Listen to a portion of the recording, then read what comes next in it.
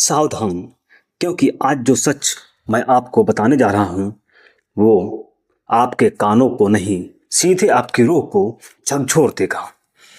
क्या आपको वाकई लगता है कि आप एक आज़ाद मुल्क के नागरिक हैं, या फिर अनजाने में आप एक ऐसी गुलामी की जंजीरों में जकड़े जा चुके हैं जिसका सिरा सात समुंदर पार वाशिंगटन की अंधेरी गलियों में बंधा है।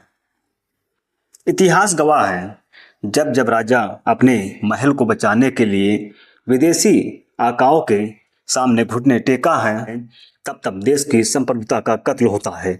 आज भारत की विदेश नीति उस खतरनाक मोड़ पर है जहां फैसला दिल्ली नहीं, अमेरिका लेता है। मोदी सरकार ने देश को उस चौराहे पर खड़ा कर दिया है जहां हम अपनी मर्जी से सांस भी नहीं ले सकते हैं। और रुकिए, ये तो सिर्फ बाहर का मंजर है, घर के अंदर की तस्वीर और भी खौफनाक है। जिस नीतीश कुमार ने बिहार की आन बान शान के लिए अपनी उम्र खपा दी, आज उसी आज उन्हीं की राजनीतिक कब्र खोदने के लिए पूरी तैयारी हो चुकी है। अपनों को ही धीरे धीरे जहर देकर खत्म करने की ये बीजेपी की खूनी साजिश अब अपने आखिरी पड़ाव पर है। जेडीयू को बर्बाद किया, नीतीश को लाचार किया और अब राजनीतिक निर्वासन की तैयारी है। हमें बताया जाता है कि हम किसी के दबाव में नहीं हैं या फिर नहीं आते हैं। 2025-26 की हकीकत क्या है वो आप जानते हैं कि अमेरिका के इशारों पर हमारे ही भारतीय बैंकों ने रूस के साथ भुगतान यानी कि पेमेंट करने से हाथ खड़े कर दिए थे। जब अमेरिका ने रूसी तेल टैंकरों पर पाबंदियां लगाई तो डर के मारे भारत के बंदरगाहों ने उन जहाज़ों को लेने से मना कर दिया जहां हमारा पुराना और सच्चा दोस्त आज भी रोज हमारे साथ खड़ा है। लेकिन भारत सरकार अमेरिकी सेकेंडरी यानी सैंक्शन के खौफ में रूस से दूरियां बनाने को मजबूर है। क्या इसे आजाद विदेश नीति कहा जा सकता है? 2025-26 के रक्षा और तकनीकी समझौते जैसे ICET को गौर से पढ़िए तो पता चलता है कि मेक इन इंडिया का नारा लगाते हैं, लेकिन हकीकत में हमने अपनी सेना की निर्भरता पूरी तरह से अमेरिका के हाथों में सौंप दिया है।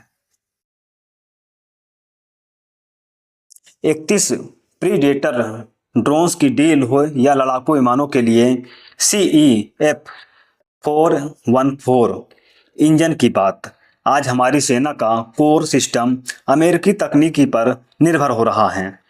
अगर कल को हमारा कोई युद्ध होता है और अमेरिका हमें GPS डेटा या अन्य इंजनों के स्पेयर पार्ट देने से मना कर दे तो हमारे हथियार कबाड़ बन जाएंगे, जो भविष्य के लिए सबसे खतरनाक है। और ईरान का ये युद्ध ये साबित करता है कि अमेरिका किसी का नहीं है।